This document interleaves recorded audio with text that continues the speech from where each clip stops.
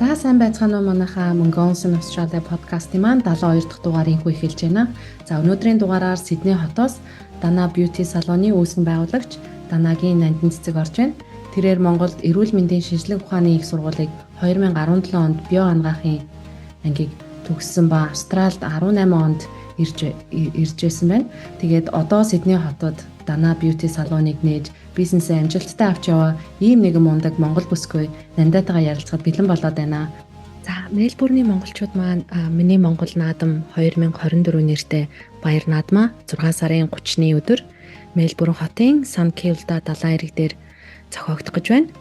За, өдөрлөг дээр маань хуушуур, шорлог, монгол соёл урлагийн тоглолт, бүхний барилдаан, хүүхдийн морин уралдаан, хөгжөөнд тоглоом гээд олон сонирхолтой зүйлсээр дүүрэн нэг өдрийг хамтдаа баярлаж өнгөрүүлцгээе. За тэгээд 6 сарын 30-нд Санкилда далайн эрэг дээр уулзцгаая. За сайн уу Нанда? Сайн байна уу? За тэгээд заваа гаргаад манай подкастт орж байгаад маш их баярлалаа. Баярлалаа. Урилга өгсөнд баярлалаа. За. За зөндөө юу сонсдог чиний. Сонсдог баярлалаа. Аха. За тэгээд хоёлоо яриагаа анх Австралид ирж исэн үеэсээ бас хоёлоо хуваалцъя. Анх 18 онд ирж исэн гэж юм. Тэгээд ямар шугамар иржээ, ямар ажил төрөл хийжээ гэдгээс ахуулаад яриагаа эхлэе хоёлоо. Ер нь бол Монголд байхдаа л би ер нь гол сайханчаар олон жил ажиллаж байсан. Сурахын хажуугаар дээрээс нь одоо хүүхдээ өсөхийн хажуугаар байнга гол сайханчаар ажилласан 10 хэдэн жил. Тэгээд сургуулаа төгсчөө шууд наашаа гараад ирсэн байгаа. Ямар Тэгээ ер нь сурах зорилготой ер нь монголчууд дийлэнх нь тэгдэг тий. Сураад өөрсдийгөө хөгжүүлээд тэгээд хилээ сураад гадны орчинд өөрсдийгөө эрхэн байна шинжгээл явдаг штэ тий. Тэгж явсан байгаа. Бид анх сургалтын визээр 500 визтэйгээр ирсэн. Маа нөхөр төрүүлж яваад би араас нь 3 сарын дараа ирсэн. Манай нөхөр сурч байгаад 3 жилийн дараа би солигдоод сурсан байна. Нэр Нанда маань хүүхэдтэй юу, хэдэн настай вэ? Хүүхэд байгаа л. Би 3 хүүхэдтэй. Яс өөрхий. 3 хүүхэдтэй. Манай хамгийн том 12-тэй. Тэгэхээр баг нь энд төрсөн. 5 настай болж байна. Тэгвэл хүүхдүүд маань бас эндхийн сургууль цэцэрлэгүүдээр бас явж байгаа юм байна. Эндхийн ерөн сургууль хэр байна? Австралийн сургуулиуд хэр эдэж ч юм уу? Яг уу манай багаас ирсэн болохоор ерөнхийдөө эндхийн школоор яваад байгаа байхгүй юу? Эндхийн сургалтын системээр явж байгаа. Тэгэхээр бол эхнээсээ явж байгаа болохоор нэг эдэж тасмасх нь ерөнхийдөө эднийхтэйгээ ажиллах. Ер нь бол прескул прескулээсээ л их бүх юмыг заагаад эхэлчихдэг юм байлаа. Манай охин бол 2 дугаар ангиас ирсэн. Гэтэ яг хөө тэгэл дунд нь ороод эхлээд хэцүү байж байгаа. Дараа нь тэгээд сурчдаг. Амар хурдан сурчдаг юм байлаа хүүхдүүд. Биднээс илүү юу. Тэгээд эндхийн сургууль ерөнхийдөө заах арга нь надад их зүгээр санагдтiin. Хүүхдийг бүр таахгүй. Тодгоонд нь маш их юмыг ингээд нөгөө суудч өгөөд идгийн тоглуулж байгаад хахад ингээд тоглуулж байгаа. Манай дунд хүүхдүүд хахад тоглуулж байгаа гэж байгаа боловч амар юм их сурцсан байсан. Би одоо юу ч сураагүй дээ гэл ингээд фри скулд орчоод юу ч сураагүй дээ яана гэл байжсэн чинь шууд нөгөө замд явж байгаа самбар уншаад эхэлчихдэг юм лээ. Бүр тоглоод байж ингээл одоо яана гэдэг майндтай явжсэн баггүй бүр ингэж 5 настай да. Тэгэл нэг удаагүй шууд самбар уншаад эхэлсэн. Тэгээд би гэд бүр гайхчихсан. Ямар гоё юм хүүхдийг шалгаад сургуультай явах амар хүсэл хүмүүсттэй байсан. Монголд ерөөс манай охин бүр сургуультай явах амар сонирхолтой. Гэтэ яг Монголын боловсрол ер нь илүү сайн л та. Гэтэ үгүйсгээд байгаа юм биш байхгүй юу? Зүгээр тэр талаараа жоохон илүү энтхих надад зүгээр санагдаад байгаа хүүхдтэй. Тийм шүү. Би чинь бас одоо дунд сургуульд бас туслах багшаар ажиллаж байгаа. Тэгээд яг ингээ анзаараад харахад Монголд бол ерөөсөө яг хөө мэдээж сургуулийн чанар бол сайн. Яг зөксөө зайгүй хүүхдүүдээ хичээлээр бөмбөгдөөл те нөгөө даалгавраар хариу гэрийн даалгавар хийгээрэй гэл баахан гэрийн даалгавар шавчдаг. Одоо энд бол ер нь бол гэрийн даалгавар гэхгүйгээр сайн хөнгөн байдлаар те хүүхдийг бас хөгжөөнтэй яг хүүхэд татаад нь байлгаж байгаа бас юмыг сургаж бас чадж байгаа нь бас айгүй давуу талтай гэж харагддаг шүү дээ Австралийн систем. Тий, яг энэ систем надад бүр амар таалагддаг. Энэ манай нөхөр л энд юу сурсангөө гэх. Ер нь тэгээд сонсож байгаа манай найзуудын яриа сонсоход ихэнх нөхрүүд нь ер нь бол энд бараг юу сурахгүй өстой Монгол руу Монголд л юм сургана гэж боддог юм шиг байна. За тийм байх. Тэгвэл хүүхдүүд маань бас нэлээ багтаа ирсэн болохоор ер нь бол одоо бол айлтгүй асуудалгүй сургууль хоёрдоо сурж байгаа юм байна. За тэгээд түрүүчийн бас асуулт бас үргэлжлээ явж байгаа. Анх бас ирээд бас ямар ажил төрөл хийж байв. Тэгээд яг манай сонсогч нар ихэнх нь бас бараг 50% нь Монголоос сонсдог байгаа. Тэгээд Монголоос мэдээж яагаад сонсож байгаа гэхээр энэ улсыг сонирхоод ирэх хүсэлтэй хүмүүс бас сонсож байгаа гэж үзэж байгаа. Тэгэхээр яг ямар ажил төрөл хийв, ажил олоход хэцүү байв уу? Яг анх ирж байгаа үеэс болцооч. Бид нарыг анх ирэхэд нэлээд цалингийн хэмжээ одоогийнхоос бага. Тэгсэн хэрнээ ажлын бас олдот амар бага байсан. Тэгээд ер нь бол ирээл бүхий л хүмүүс ер нь хаар дайштаас эхэлдэг тий. Би ирээл шууд ингээл яасан юм биш. Ингээд бүхий л цэвэрлэгээ буудал цэвэрлж эхэлсэн. Тэгээд буудал цэвэрлэхэд бол бүр ингээд гараа дааж чадахгүй ингээд бүр амар орж юм өргөж чадахгүй тийм амар хаард тийм хэвтүү нөхцөлтэй эхлээд бол амар их тулгараад тэгээд ороод гараад тэгээд за ажиллахад ёстой тий гэж ирж байгаа юм чинь. Тэгээд ажилгүй л бол баг ингээ амьдрэх юм шиг баг тэр нөгөө хүнд хүчээр ажиллаа хийжээж баг идэх цаашддаг амьдрах нөхцөлтэй болж ирсэн. Тэгэхгүй шууд одоо ингээд манайхан шууд ирээл бүр амар гоё ингээл тэгэл ирээд гоё жаргал юм шиг бодсон. Байхгүй юм ирээд ихэд юм туулж байгаа дараа нь тэгээд яах вэ гэж боддог. Тийм тий. Тэр яг энэ бол яг үнэн бодит асуудал тий. Манайхан бол нэг Австрал гарчнууд тэгэл ерөөсөө болчих гоо таньсан. Ерөөсөө тэгэл очиод ажил олдоод очиод зүгээр ерөөсөө бужигнуулаад тэгээ мөнгөний хэмжээг бодоод яг өөрчилж өртөх нь өндөр байхгүй юу. Тэгээ ер нь баг ингээд дүндээ дүн тэгэл дараагийнхаа визийг гаргаад одоо баг ингээд баг хавчирч байгаа байхгүй юу. Тэгэл дүнгэж ирсэн хүмүүст бол чи 5 жил 6 жил болсон. Тэгээ баг мөнгө төгөр ингээд баг ургуулад нав ботцдаг байхгүй юу. Мөнгөтэй л байгаа гэж ботцсон тий. Тэгэхээр миний яг ингээд дүнгэж ирж байгаа хүмүүст бол хэлэхэд бол одоо ирээд дүнгэж ажил хийж байгаа баг л илүү мөнгөтэй шүү. Амар ажиллах ирч хөөж гоё ингээд ундарсан ирдэг.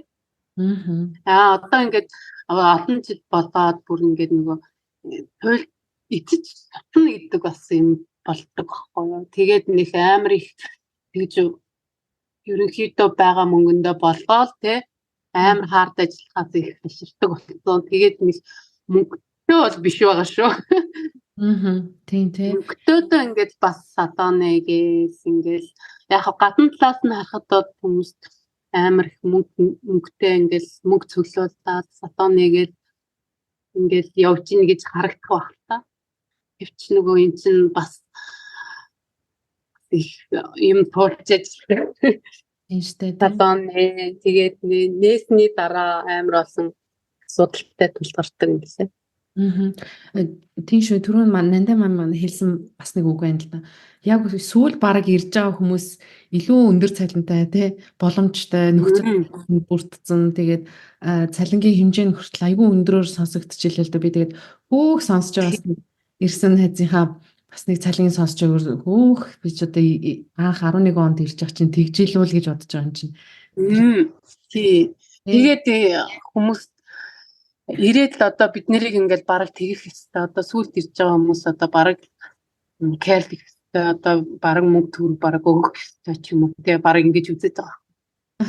Тийм. Гоохгүй бид нар бүр 3 хүүхэдтэй амьдралаа бүр яайтаа ингээд өөр тормоо хойт хөл яваад байгаа байхгүй юу. Тийм. Тэгээ арай нэг учрын одоо яах ихе учрын ингээд жоохон л олсон болохоос бүр бараг л ямар ч зөрөө байхгүй бид нарт 10 жил 20 жил болсон ч ямар ч зөрөө байхгүй гэдгийг би амар хэлье гэж бодод. За тийм байна. За нандаа маань ер нь яагаад beauty салон нэх ер нь болсон. Тэгээд сая бас Монголд бас beauty салонд ажиллаж байсан гэсэн үү те. Тэгэхээр яг тийм учраас хийсэн байл да. Гэхдээ яагаад заавал beauty салон гэж бодов? Би ч бас энд ирээд ерөнхийдөө монголчуудаа эхлээд бол гэр ороор нь очоод тий.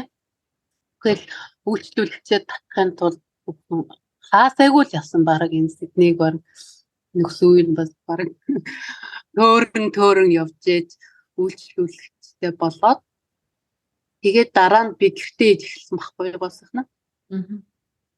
Тэгээ гэртээ хийгээд ингээд яг ковидын үеч болсон. Дээрэс нь ингээд амар их олон гоо сайхан чинь байгаагүй. Цөөн хитэн гоо сайхан байсан. Тэгээ би болохоор ерөөхдөө бүх юмад ингээд өөрөө хийх явцдаг. Умсаа хийчин, сармсаа хийчин, массаж хийчин ингээд бүх юмаа хийждэг болохоор надад илүү давуу тал юм болов уу гэж би харсан. Дээрэс нь нөгөө удаан ч байхтай хэдэн жил хийсэн болохоор хүмүүс бас их бүшилтэй. Одоо чи баг салоныг болсон юм шүү. Хэн өнгөрөөл нэчгүй. Дараа нь дарах юугийн сайн бодлоо. Тэгээд хүмүүс ер нь жоохон бүшилсэн. Дээрэс нь нөгөө олон удаа ингээд амар ботсон баггүй хиймэр санагдсан. Тэгээд иймэр санагдсан зүйлээ хийсэн. Хэдэн жил болж байна? Хэдэн онд салоноо нээсэн бэ? Би салоныг бол удаагүй. Ерөнхийдөө 11 үгүй 13 оны 11 сард нээсэн. Тийм. Тэгэхээр мэдээж Австрал тэр дундаас хамгийн үнэтэй хот бол одоо Сидней хот шүү дээ. Тэгээд энэ том хотод бас бизнес эрхлэхэд нь ер нь хэр хүндрэлтэй байна. Мэдээж хүндрэлтэй зүйлүүд их байгаа. Тэгээд бас бизнес эхлэегээ бодож байгаа хүмүүст бас ингээд бас айдын үгэл доо хэр хүндрэлтэй хүндрэлүүд давуу тал хүндрэл ерөнхийдөө Австралид бол өртөг өндөртэй болохоор мэдээж туризмын хэмжээ өндөр тий. Ерөнхийдөө бас нөгөө тоног төхөөрөмж аавн түрээсээ төлнө гэдэг энэ хоёрын хооронд бол нэлээд их зүтгэл хэрэгтэй болт юм бэлээ. Өөрөө зүтгэн одоо нөгөө 24 ажиллана гэдэг шиг 24/7 24/7 шөнө хүртэл тархин ажиллаж байгаа. Нэлээд их зүтгэн дээрэс нь боловсон хүч нь жоохон хэцүү гэдэг. Энд Австрал хүний хөдөлмөр хөлс үнэтэй байдаг. Цаг тутамд бодогдчихэдэг учраас хамгийн хэцүү зүйл бол хүний хөдөлмөрийн одоо ажиллах боловсон хүчин бий юу яах ажиллуулах хэцүүсэн. Нэг хэцүү зүйл. Ажиллуулчлаа гэхэд одоо нөгөө цагаар нь цалинжуулж одоо цаг тутамд хүн орж ирэхгүй байгаа юм чинь ингээд цаг тутамд цалин өгөх гэдэг амар үнэтэй. Дээрэс нь ингээ өөрөө л ажиллаж ийж одоо жоохон туризмээсээ төлөвлөлтөд байгаад байгаа байхгүй юу. Тэгээд бас үнэтэй тоног төхөөрөмж бас авсан. тэрнийхээ мөнгийг бас төлөөд. Түр Тэгэхээр ер нь бол sorry. Ажиллах хүчнээ сайн бэлдээд дээрэс нь аль алин өөрөө сайн зүтгэл хэрэгтэй юм байл. Ер нь бол бизнес хийж байгаа гэж байгаа хүмүүс бас ер нь өөрөө маш сайн та практиктэй өөрөө юм хийдэг байж цаашаа ингээд хүн ажилуулах боломжтой. Тэгэхээр ер нь бизнес эхлэхэд бол за ажил олгогчийн үүднээс мэдээж ажилчдынхаа бас цалин хөлс байна. Дээрээс нь сая түрээс гэлээ бас мэдээж гоо сайхны учраас төхөөрөмжүүд бол үнэтэй төхөөрөмжүүд байгаа. Тэгээ бас өөр дээрээс нь бас засвар масвар бас хийгээд орсон уу? Хөөрхөн зургийн та бүхэн пэйж руу н ороод хараарай. Айгуу гоё цэвэрхэн айгуу гоё салон байгаа. Тэгээд тэр тогтчлолтоо өөртөө бас хийгээд орсон уу? Тэгсэн харин. Өөртөө хийж орсон. Би өөрөө хийж орсон. Тэгээд нөгөө гинтхэн нөгөө ер нь бол бүр эртнээс салон ингээд гоё жижиг нэх том ч юм бодоогүй зүгээр жижигхэн газар нэгээд ажиллуулчи өөрөө л ажиллана гэж бодчихсон л доо нэг амар хүн амьтан ажиллуулна гэж ерөөсөө бодоогүй. Тэгэл нөгөө аль алигаа нөгөө гэртээ хийхээсээ зүгээр ингээд ажиллаа тусгаардыг гэж бодсон байхгүй юу. Гэртээ хийхээр жоохон ингээд нөгөө хүүхд рүүгээ гэр бүл рүүгээ ингээ анхаарад нөгөө юу сарнаад анхаарал сарнаад тэгээд ажиллаа ерөнхийдөө тусгаарлыг гэж бодож нээсэн. Тэгээд хэлний асуудал дээрэс нь өшөө амар олон мэдлэг ер нь бол амар олон асуудал байдаг юм. Асуудал амар хэвсэн. Тэгээд салон анх нэгтээ би нөгөө Монгол нэг жижиг өөрөө байраа зарж нээсэн. Тийм үү. Тэгээд энэ доторх тогтчлт могчлтаа ингээд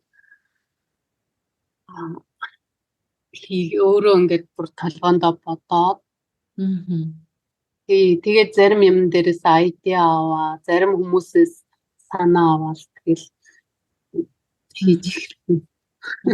Тэгээ нэгэнд орцсон тохиолдолд одоо нэг гарах боломжгүй гэдэг шиг тий. Хамаг юмаа зарж борлуулаад орцсон юм чинь тэгээд ямар буцаатай биш одоо тэгэл энэ чинь энэ хүмүүсийн одоо ингээ хөдөлмөр одоо энэ доторх засвар чимэглэл хийхэд хүртэл маш их мөнгө ордог учраас тэрийг буцаах боломжгүй. Тэгэл зориулсан одоо ч тэгэл гүрийжил байна. Тэгэлгүй яг ер нь бизнес хийн ялангуяа хүний газар ялангуяа энэ үнэтэй Сидней хотод хийн гэдэг чинь мэдээж хүнд бэрхшээлтэй байгаа. Тэгээд тэгтээ нандаа маань их зоригтой байна. Өөрийнхөө бодлыг өөрийнхөө чаддаг юмараа бас ингээд бизнес хийх гээд тэр болгон хүн тэгэж эхэлж чадахгүй шүү. Зүрхшээгээд тэгэхээр нандаа маань их гой зүйл хийж мэдээж чаддаг мэддэг юмараа хийж байгаа болохоор улам цаашаа цэцэглэх болно гэж харж байна штэ. Харин тий. Өөрийнхөө би болохоор энэ ажиллаа хийж байхдаа бүр ингэж нөгөө дотор нь орж хийдэг байхгүй юу. Одоо нөгөө хүнийг бүр бүх талаас нь ингээд гоё болгоод хөөрхөн болгоод дээрээс нь ингээд гоё сэтгэл санаагаар дэмжиж бүх талаас нь ингэж бүр дотор нь орж ингэж хийдэг байхгүй юу. Тэгээд тэрэндээ ер нь бол энэ ажиллаа хийж байхдаа амар хаппи байдаг. Тэг ганцаараа ажилласан ч хамаагүй жоохон ачаалттай үед тэгэл гүрийгээл ер нь ачаалтах юм чадвартай болчиход байгаа шүү дээ. Тэгээд ер нь хийж чаддаг юм аа хийнэ гэдэг чинь тэгээд одоо энэ олон үйлчлүүлэгчээс харж ийн л да хэрөө тэг бас сайн үйлчлэгээ үзүүлдэг бол энэ олон хэрэглэгч нар байх уугүй юу тийм үү үйлчлүүлэгч нар байх уугүй юу тэгэхээр үнэхээр бас ямар чадвартайг нь бас харуулж ийн гэж харж штэ. Тэгээд ер нь ажилчид гэж ярьсан ер нь хэдэн ажилчинтай вэ? Тэгээд монголчууд ажиллаж байна уу? Тийм монголчуудад Монголд 2 ажилчтай хоёр хүн ажиллаж байгаа. Тэгээд зарим нь хагас цагаар тий зарим бүтэн цагаар тэгэл очиж. Зарим нэг амар олон ажилттай. Юу хөөх штэ болж штэ. Аа Ингэж л зүйл юм гэдэг. Тэгээд нөгөө ажиллах хүчин дээр бол одоо ер нь бол би сургаж л авъя гэж бодоод байгаа. Энд ирсэн охтууд ер нь бол Монголд сурчаад ингээ гадаад руу сураад хумс руу янз бүрийн сурчаад ирдэг. Гэхдээ яг нөгөө хумсаар дагнаад ч юм уу сурамсаар дагнаад ингээ ирчдэг. Тэнгүүд яг хумсны кастомер хэр орж ирэх лээ тий ингээ цаг тутамд ороод ирэх баг тий. Тэгэл зөвхөн сормосоор гэхэд цаг тутамд ингээл минут тутамд ингээл ороод ирэхгүй учраас нөгөө яг тэгэнт дагнсан хүмүүст бол жоохон хэцүү байгаа надад. Ер нь бол хөрвөх чадaltaй нэг сурамтаа ичдэг, хумсаа ичдэг тий. Хаяа массажинд надад тусалцдаг ч юм уу тий. Тиймэрхүү хүмүүс жоохон цовор ирээд байгаа юм болов ирсэн ч жоохон дадлага муутай. Жоохон татлах чихгүй бол кастомер алдах амар эрсдэлтэй байгаа байхгүй зөндөө олон хүмүүсээ алдсан. Тиймэрхүү хүний нөгөө дадлаггүй хүн авсны шаглалууд зөндөө. Тэгэхээр дадлагчудаад бүр амар гой сургаад бүх онл практиктэй заагаад сурсан ч бас зураагүй ч хамаагүй Монголд. Тэгж би бод ер нь бол төлөвлөсөн байгаа. Тэгэхээр үйлчлүүлэгч нар нь монголчууд байна уу? Эсвэл мөн гадныхан бас мөслүүлж байна уу? Гадны хүмүүс бол ерөөхдөө ингэж орж ирчээ. За яг одоо ингэж зав байвал цаг байвал ингэ орчё гэдэг ерөөхдөө их орж ирдэг. Манайх руу ингэж стресс тийш явдаг болохоор бас гадны хүмүүс бол тэгэл цомцоо яцлуулчих оргид орж ирдэг байхгүй юу. Тэнгүүд нөгөө нэг авах боломж амар нөгөө нэг завгүй тий би ч бүх юм руугаа хичдэг болохоор авах боломж жоохон ховор байдаг юм. Тэгээд нэг аав нь 2 аав нь 3 аав нь тэгэл орж ирнэ тэгэл авахгүй байвал тэгэл дахиж орж ирэхгүй л байхгүй тий. Тэгэхээр гадаад хүн ихэнхдээ бол захиадгаар Монгол захиадаг нөгөө бүхэн хийж монголчууд хийх нь байгаа.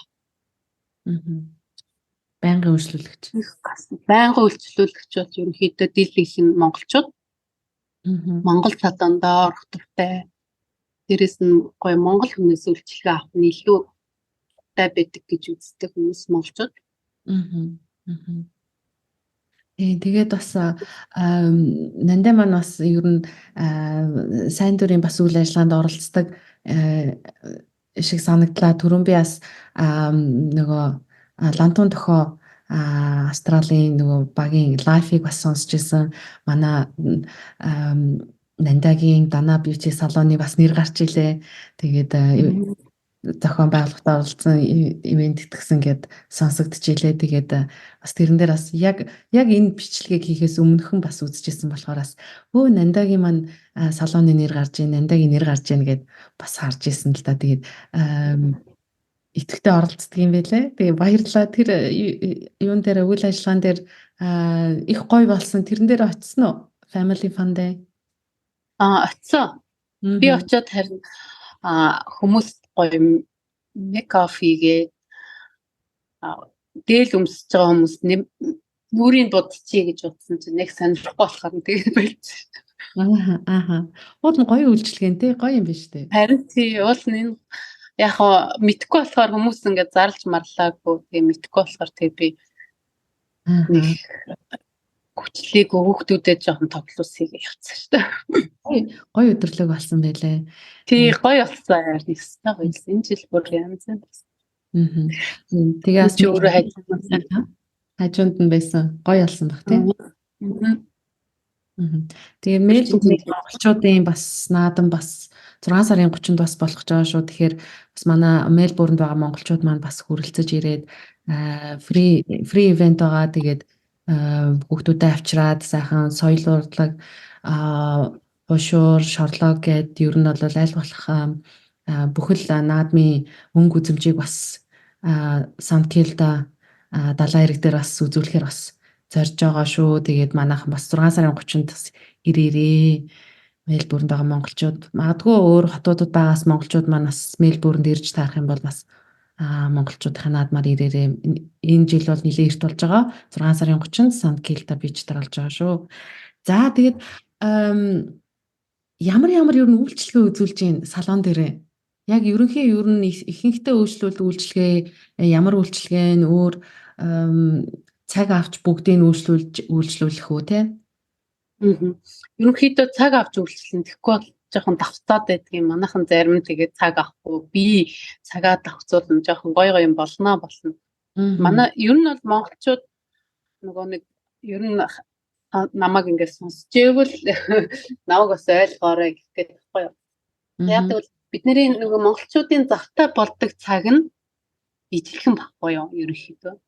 Нөгөө ажлын цаг нь ижилхэн те ажлаа тараад ингээд ирэх ч юм уу те эсвэл нөгөө хүүхдээ сургууль цэцэрлэгт нөгчөөд ингээд шууд цаг авъя гэдэг баггүй юу. Тэгэхээр нь жоохон ингээд шахаад зарим нь ингээд хурдан хийхээр юм бол жоохон ингээд шахаад авчдаг. Заримдаа бол жоохон гад байдаг тохиолдол байхгүй юу.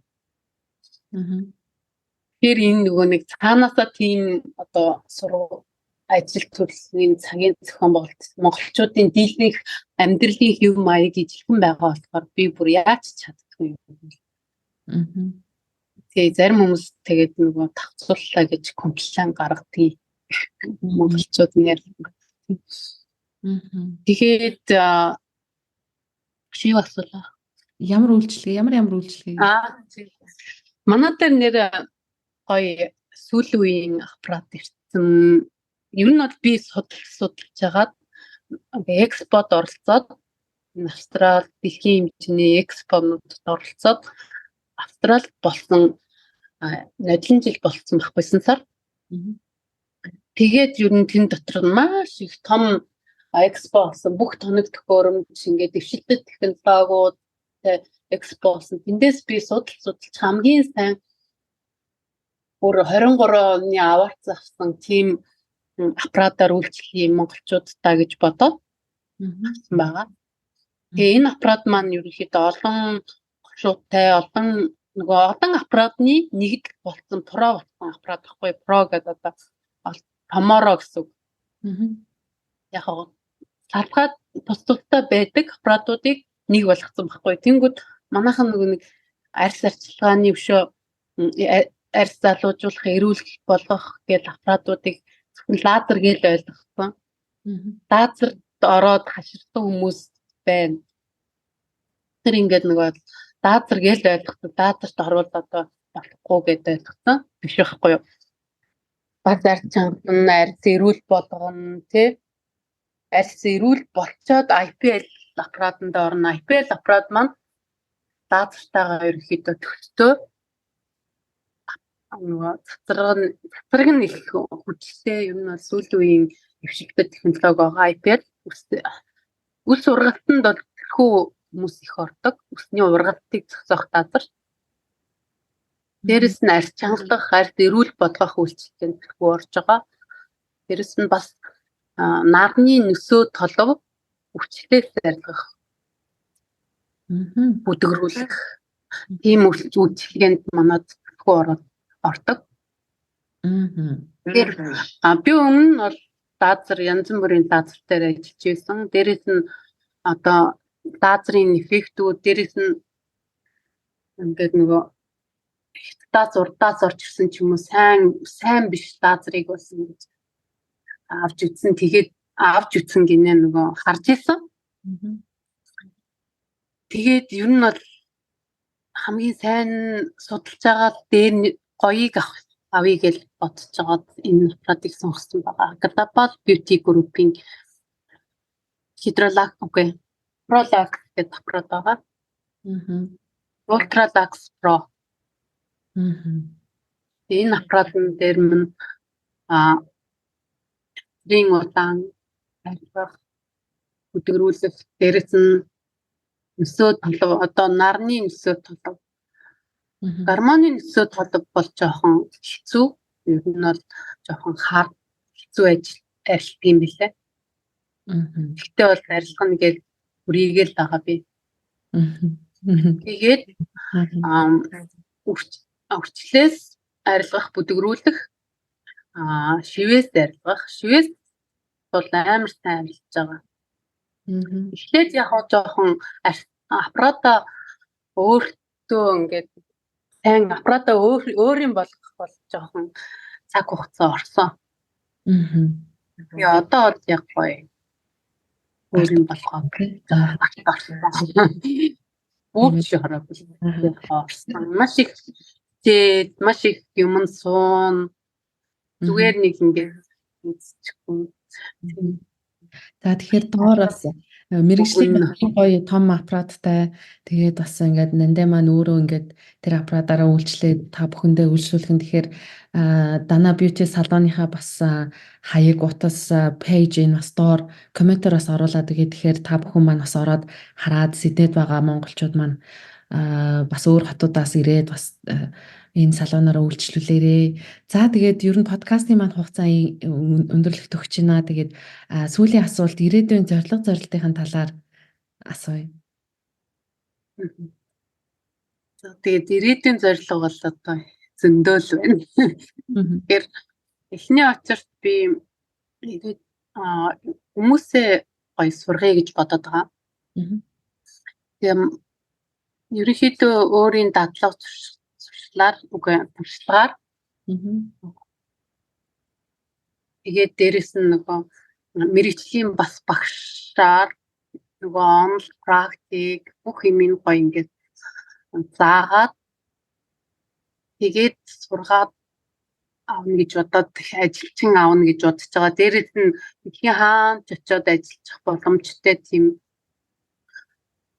боловсон хүчин ч юм уу те бэлтэн л гэж бодоод байгаа. Ирээдүйн зорилго. Яс өөрхий. Угаасаа тэр зорилго бол биелэх нь бол ойрхон харагдчих штэ. Яг өөрөө ингээд байна. Салоноо нээжлээ. Тэгээ мэдээ сургалт явуулахад бол ерөөсөө ногоон л гэрэл харагдчихээн. За тийм байна. Тэгээд дээрээс нь тэгээд том харуул зөндөө юм байгаа. Дахандаа тэгээд чадвал одоо энэ нөгөө нэг аппарата нэмж аваад арьс чангалах хайфа аппарат бодоод байна. Тэгээд баха. За би манайхаар гоё үйлчлүүлээрээ бүгдээрээ гоё зөвлөгөө аваарай. Хаяг нь хаана идэг лээ? Манайх нөгөө ер нь бол бидний ер нь бол төвч шүү. Ашфилд гээд газар байдаг Сидней. Харилцах утас байвал яг доор комментар оруулаад өгөн. Гэхдээ нандаа маань яг өөрөө бас хэлүүл ат зүгээр ах. Би болохоор энэ нөгөө нэг ажлын утас 0466 06 8638 дугаараас ерөнхийдөө захиалга авч байгаа. Тэгвэл хувийн дугаартайгаа жоохон холихгүй байх гэж хичээж байгаа. Юу те бизнесийн дугаар тусдаах хэрэгтэй. Харин тэгчээж ер нь хувийн дугаар холиод. Гэтэ манай үйлчлүүлэгч ихэнх нь ингээд энд нөгөө хуучин байсан, байнга надтай харьцаатай ингээд олон жил ингээд зурлагдсан хүмүүс, харьцсан хүмүүс байдаг болохоор нөгөө яалтчгүй нэг сурцсан зангаараа хувийн данс руу хувийн руу харьцаад идэгий. Тэгээ энэ рүүгээ илүү төлөхөө цаг авч ивэл амар ажил жоохон өнгөрөх гээд байхгүй. Тэр нь яг угаасаа пэйж дээр нь байгаа шүү дээ, тий? Тий, пэйж дээр байгаа. Пэйж дээр нь байгаа. За тэгээд доор линкээр оруулъя. За тэгээд нандаад маш их баярлалаа. Тэгээд Сидней хот дахь Монгол бүсгүйчүүдийнхаа тий бас гоо сайхан үзэсгэлэнтэй болгох энэ сайхан ажилд нь өндрөөс өндөр амжилт хүсье. Тэгээд цааш та тэгээ хот болгонд салбартай том сүлжээ бьюти салонуудтай болоорой гэж ерөөй. Баярлалаа. Хэмжээ гоё хөвлөө. За тэгээ одоо ингээд нөгөө уулыг давах гал зүгээр ингээд доор байж байгаа. Уудаг давчууд тэгээ гоё юм болох хаа. Мацаал явж гин тийм үү дэшиг юм. Мацаал явж гин да. За тэгээд өнөөдөр цаг гаргаад подкастт маань орсонд маш их баярлалаа. Тэгээд ирээдүйн бас ажил, амьдрал, гэр бүлд нь аз жаргалыг хүсье. Баярлалаа. За баярлалаа. За тэгээд чамд ихтэй гоё подкаст урьж оролцуулсан баярлалаа. За баярлалаа. За тэгээд Сидней хотоос Нанда, Мельбурн хотоос цаанаар ярилцлаа. Дараагийн дугаар хүртэл баяртай манайхаа. Баяртай. Манайхаа баяртай.